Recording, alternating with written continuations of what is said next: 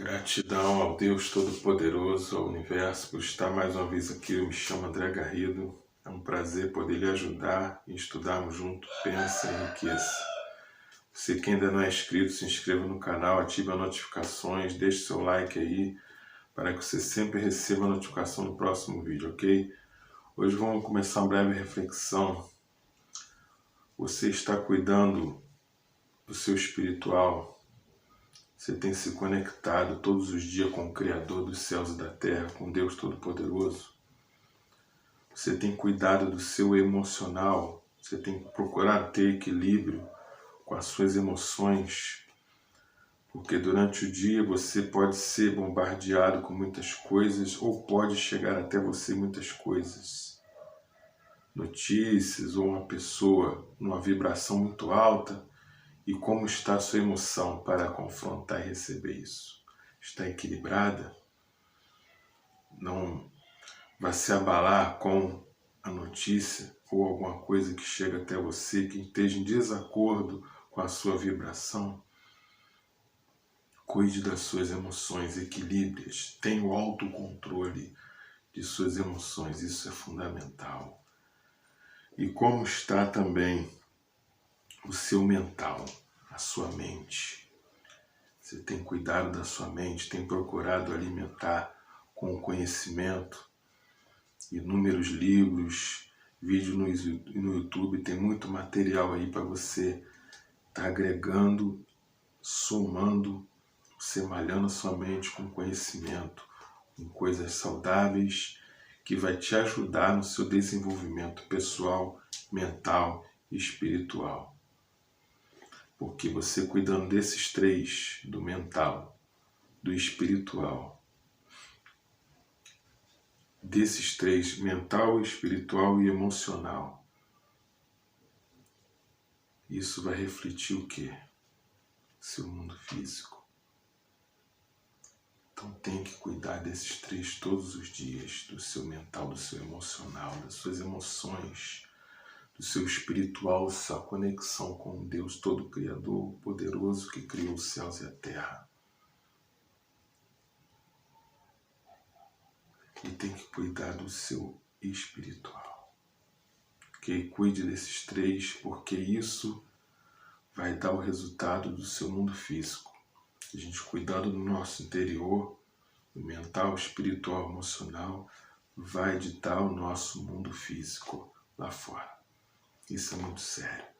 E temos que refletir, temos que cuidar disso todos os dias de nossas vidas, ok? Parabéns por você estar aí comigo. Parabéns por você estar malhando a sua mente junto comigo na leitura do livro, buscando conhecimento, porque conheceis a verdade e a verdade vos libertará. O conhecimento nos liberta de toda a ignorância. E isso é maravilhoso. Isso é esplêndido, buscar o conhecimento. Isso só vai acrescentar coisas novas em nosso subconsciente, ok? Então vamos lá, hoje nós vamos para a parte 53, página 222. Parte 53, página 222. Estamos falando de Maomé, né?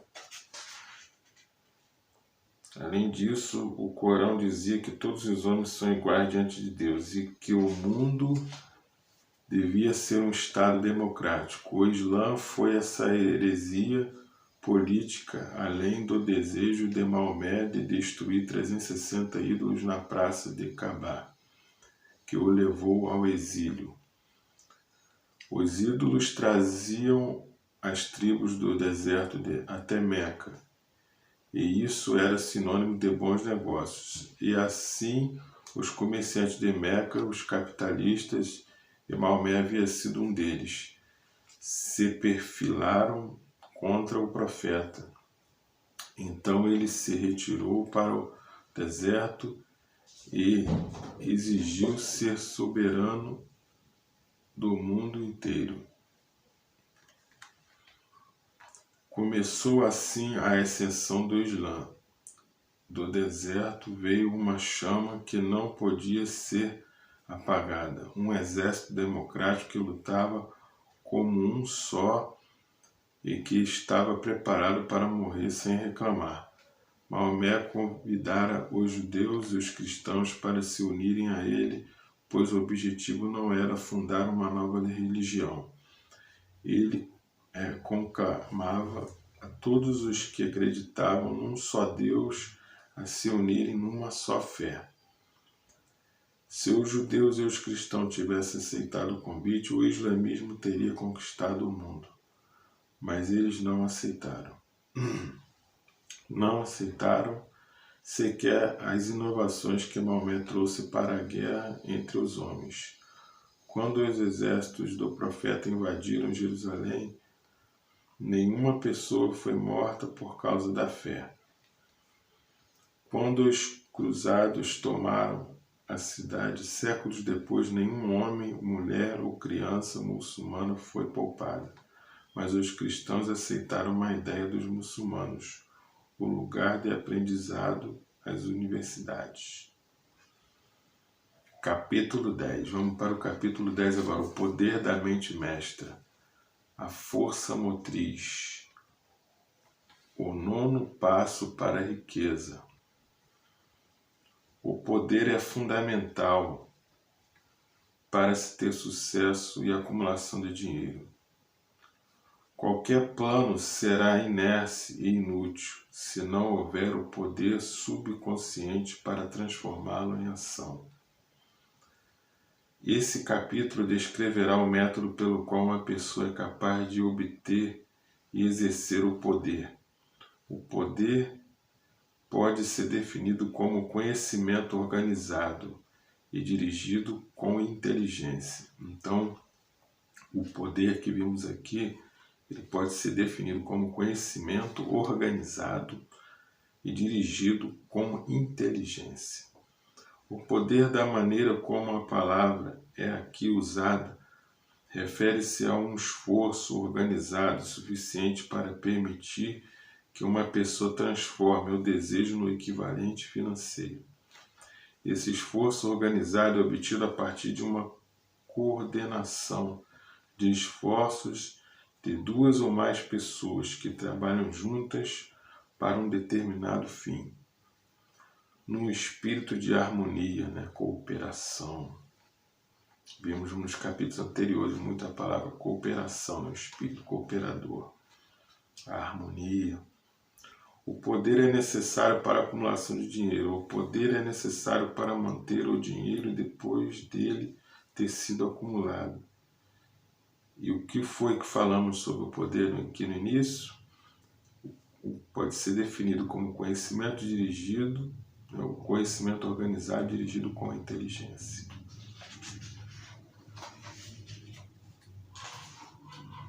Vamos esclarecer como o poder pode ser adquirido.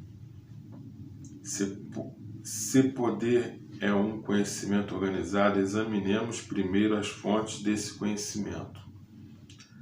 A. Inteligência indefinida. Essa fonte de conhecimento pode ser contatada por meio do procedimento descrito em um outro capítulo com a ajuda da imaginação criativa, usando suas faculdades mentais. B. Experiência acumulada. A experiência acumulada dos seres humanos, ou pelo menos a parte que foi organizada e registrada, pode ser encontrada em qualquer biblioteca pública de bom nível. Parte importante dessa experiência acumulada é ensinada em escolas e universidades públicas, onde foi classificada e organizada. C. Pesquisa e experiência. No campo da ciência, assim como em praticamente todos os outros ramos do conhecimento, as pessoas estão reunindo, classificando e organizando fatos novos diariamente. Essa é a fonte para a qual temos que nos virar quando o conhecimento ainda não está disponível como experiência acumulada. Aqui também a imaginação criativa deve ser utilizada com frequência. O conhecimento pode ser adquirido através de qualquer uma das fontes acima. Pode ser convertido em poder se for organizada em planos bem definidos que sejam colocados em ação.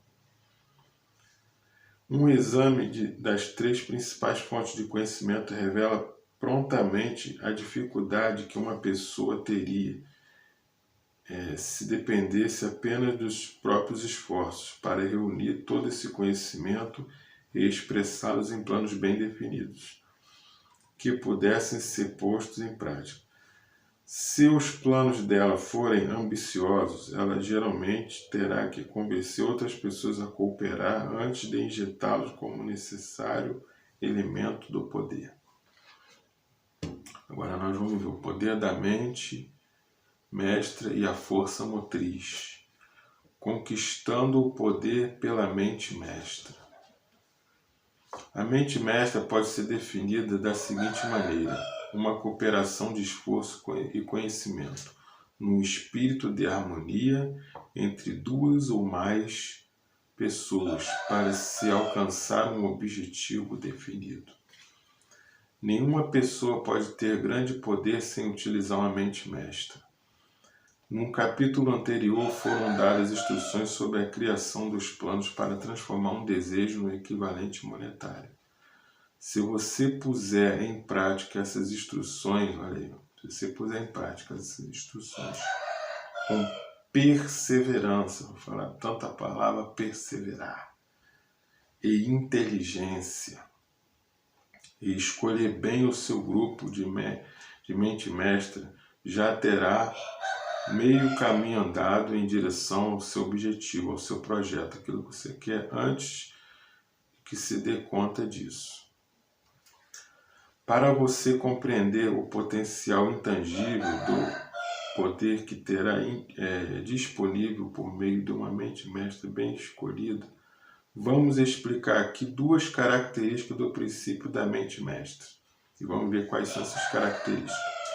Uma de natureza econômica e outra espiritual. A característica econômica é óbvia. Uma vantagem econômica pode ser obtida a partir de qualquer pessoa que se cerque dos conselhos, da orientação e da cooperação pessoal de um grupo de pessoas dispostas a ajudá-lo de todo o coração, num espírito de perfeita harmonia. Olha aí, ó. Então, pessoas que estão dispostas a contribuir de todo o coração no espírito de perfeita harmonia. Essa forma de aliança cooperativa é a base de quase todas as grandes fortunas existentes. O fato de você compreender essa grande verdade pode ser determinante para a sua situação financeira. A fase espiritual do princípio da mente mestra é bem mais abstrata e difícil de se compreender, porque diz a respeito das forças espirituais que a raça humana em geral não conhece direito, né? A área espiritual. Mas você pode ter uma boa ideia do que estou falando a partir da seguinte frase: 2 mentes nunca se juntam sem criar uma terceira força, invisível e intangível, com as características de uma terceira mente, que é o espiritual. O espiritual faz parte de nossas vidas.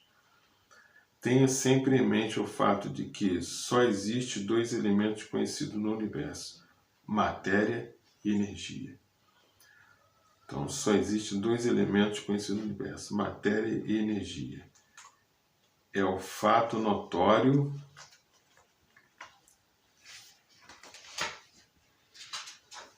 que a matéria pode ser dividida em unidades, moléculas, átomos e elétrons. Vamos deixar para o próximo vídeo. Então vamos refletir, né, sobre isso que lemos, sobre o poder da mente mestra, conquistando o poder da mente mestra. E como estamos vendo aqui, né, o fato que existe o elemento conhecido, a matéria e energia. Tudo é energia. E nós vamos estar refletindo sobre isso aí. E como falamos 3, né? Espiritual, emocional e mental. Temos que cuidar desses 3, que isso é a base do nosso ser. Nós somos um ser espiritual habitando um corpo com experiências terrenas, ao qual temos que estar alinhado com tudo isso, com Deus Criador, o universo e com a nossa mente, com o nosso emocional, para que venhamos viver bem na Terra, para que venhamos fazer o bem e ser o bem também aqui na Terra. Ok? E assim, com esse alinhamento, vamos desenvolver a nossa vida pessoal aqui. Forte abraço do André Garrido e nos vemos nos próximos vídeos. Até lá, hein?